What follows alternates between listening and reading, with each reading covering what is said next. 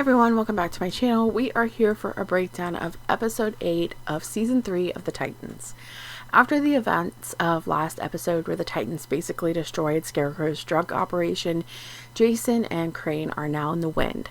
However, this episode is really focusing on Jason and him maybe coming into the light and wanting to be back with the Titans, while also giving us a much better look at Tim Drake.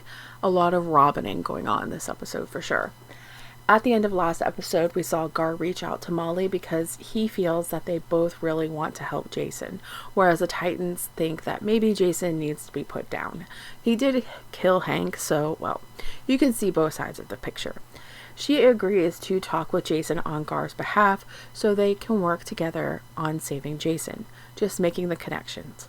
Things are not going well for Jonathan and Jason now that Crane is out of the drug, with the exception of one barrel which he plans to use to dose the city's water supply. They fight, Jason knocks out Crane, and then he leaves. In the wake of the takedown of Scarecrow's operation, the Titans are riding high with this new light in the sky that is replacing the bat signal with Bruce in the wind. Dick and Barbara are planning on heading to a gala together, and there's some setup here in Barbara's office with the leaky ceiling. There is definitely something going on. Before Dick heads out for the night, he has a quick chat with Corey. Yes, we're still shipping them, but for now he's focused on Barbara. And then there's the introduction of Tim Drake. I mean, we have seen Tim multiple times this season, but now that he was the victim of the Red Hood gang with the restaurant attack, he has come to Dick.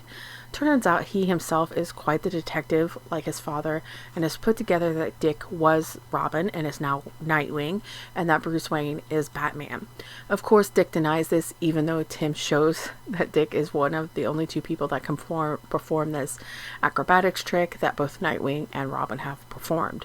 Obviously, Tim is not deterred when Dick offers to give him a ride home. He knows that he's right without Dick's confirmation. However, the best piece of information comes when he tells Dick that he cannot figure out who the second Robin was. He thought it was Jason Todd, but since he saw Jason across the street from the attack at the restaurant, he isn't so sure. Now, this is new information for Dick, so he reaches out to Barbara to look at the video from the restaurant attack. Sure enough, there is Jason, and she uses this information from the video to track Jason's current whereabouts. Dick finds Jason at an intersection and goes for him, but didn't see a car coming and instead gets hit and thrown off his motorcycle. The last thing he sees before passing out is Jason standing over him. However, he does wake up in the hospital with help coming from an anonymous tip he assumes was Jason, even though Barbara is skeptical. The big thing here for Dick, though, is that he's beginning to experience hallucinations. First in this scene when the eye chart turns into an ink blot bat symbol. Then again, he sees himself outside of Wayne Manor when talking on the phone with Barbara. She mentions here again about her ceiling leaking and us having it looked at. When Crane comes to in the next scene after his fight with Jason is because there's a man in the warehouse. He is an inspector for the building because it's about to be demoed. He thinks Crane is just this homeless guy and offers him a yogurt, but then he stumbles across the drugs and is about to call it in, leaving Jonathan no option but to take him out. However, he did learn that he's going to need more than this concrete drill to get to the water supply. He needs something that can melt steel. As for Jason, now that he's off the drug, he has to deal with what he's done. He heads to this peep show to talk with two other performers, asking them to pretend to be Hank and Dawn, kind of like a therapy session. The guy bails when he apologizes for killing him, but the girl does stay behind. She says that she too did some bad things because of drugs, and that if he is looking for someone to forgive him, he should try going home. While he thinks that's far-fetched, he does reach out to Gar through Molly to set up a meeting with Dick, and only Dick, in the tunnels that Batman uses to get around the city. Meanwhile, Jonathan tries to have his own weird therapy session with his mother. He's seeking guidance or something, but instead learns that she's turning him into the police, so he's forced to kill her and flee before they bust in the room. Mostly we're seeing him become unhinged, whereas before he was more calculated and control. You can see his fears kicking in. He's becoming more chaotic. Now, to the tunnels. When Dick heads down to the tunnels, he's first stopped by Tim, who also happens to know about the tunnels. He wants to help Dick, and while Dick does sort of reveal to Tim that he's on the right track, he does send him away because it's dangerous. For now, he listens, and then Dick heads into the tunnels and has another hallucination of himself when he was young, just before Jason starts talking to him over the speaker. Him and Jason come to the understanding that Jason can come back to the Titans if he turns himself in and helps clean up the mess that was made. Jason tells him to meet him later at the pump station that we have seen Crane attempting to get into. Unfortunately, though, Crane overhears this conversation. The Titans aren't all on board with just bringing Jason back into the fold. However, Gar reminds them that he too has killed and they all forgave him.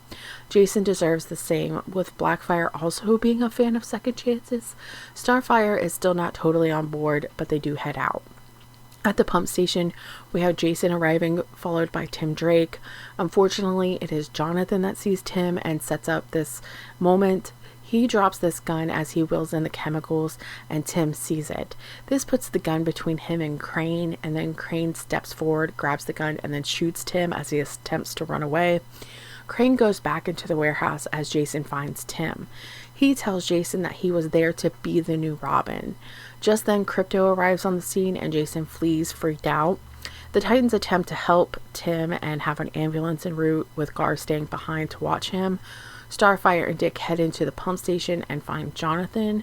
Starfire blasts him with fire, which does miss him, but hits the pipe, dumping the chemicals into the water supply. Basically, Starfire dosed Gotham. This doesn't look good for Jason, because now the Titans assume that he did this to lure them into Crane's trap. Barbara is about to head in that direction, just as her ceiling gives in, dumping her entire office in water. I'm not sure if there's more going on with the ceiling, or if it's just basically alluding to Crane's plan and the danger they were in with the water, but basically all of Gotham is now going to be a chaotic mess. There was a side story also this episode that I'm sure is going to be important.